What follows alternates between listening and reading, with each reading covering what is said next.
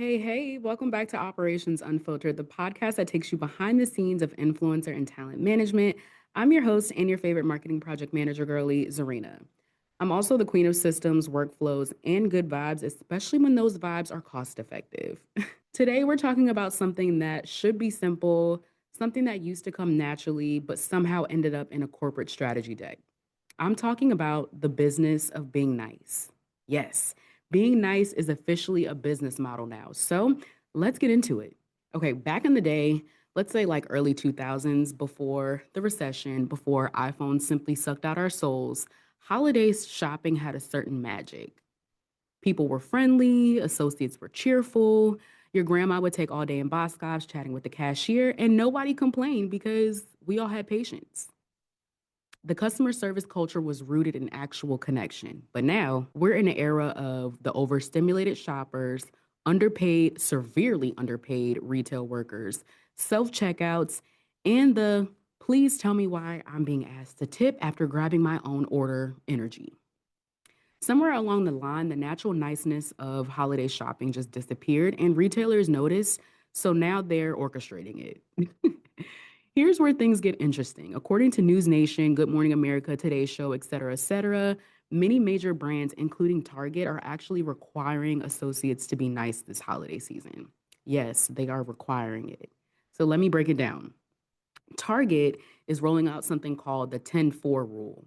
So if an employee gets within 10 feet of a customer, they must smile, make eye contact, or wave.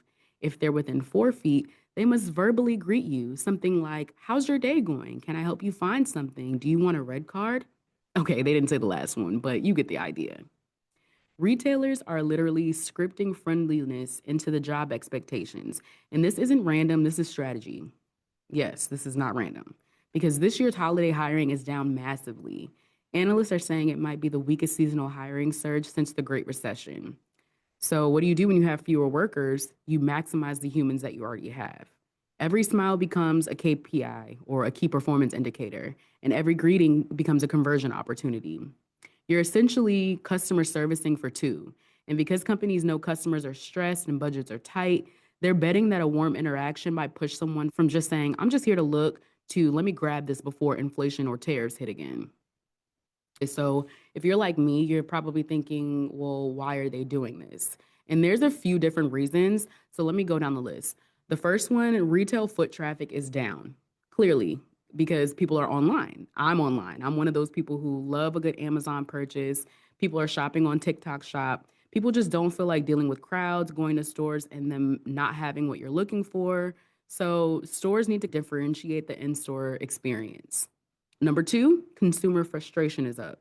Two words, inflation and tariffs. They're coining the term shrinkflation. Packages are arriving late. Groceries that used to be $150 are now hitting $320 for no reason. So people are on edge, and retailers know that. And they know that a smile might soften the blow of your $400 purchase now.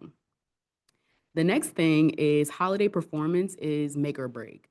So for companies, Q4 determines the entire year, and niceness is part of improving the emotional experience.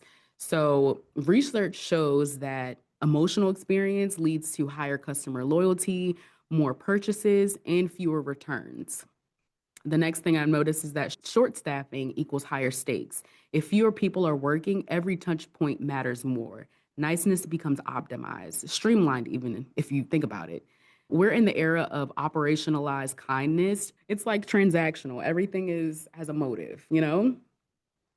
So I feel like there's definitely a downside to this mandatory niceness, and it's great, but it's emotional labor. And retailers are already carrying a lot. You're saying to them, smile even though you're exhausted. Make eye contact even if someone is yelling at you.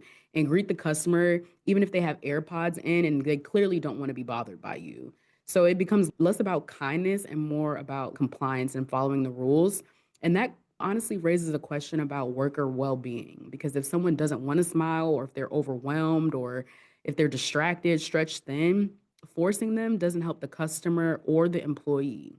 So I don't know, I just had to think about that. People have the weight of the world on their shoulders, so does this really help us or hurt us?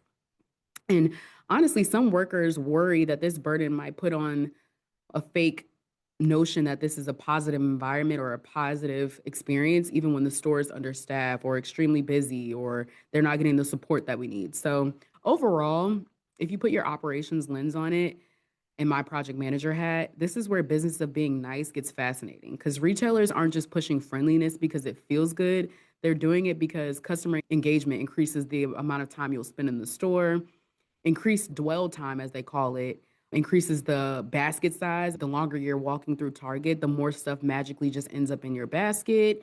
And positive service interactions boost loyalty. So if you had a great experience at a Target down the street from you versus one across town or vice versa, you're more likely to make that trip. So this is a process design meets behavioral economics type of thing. It's workflow being applied to human emotion. And as a marketing project manager girly, I love a good system, but y'all just probably should pay people better, but maybe, that also improves the experience. But that's just a thought for another podcast for our political commentators.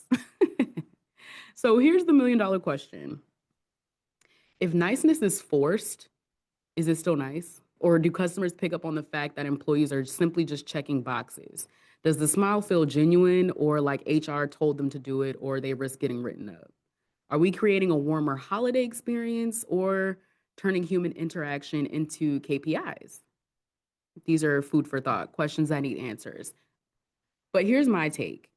If you're out shopping this holiday and someone smiles at you, it might be genuine, it might be policy, it might be the Target 10-4 rule in effect. But either way, I feel like we should all just extend grace.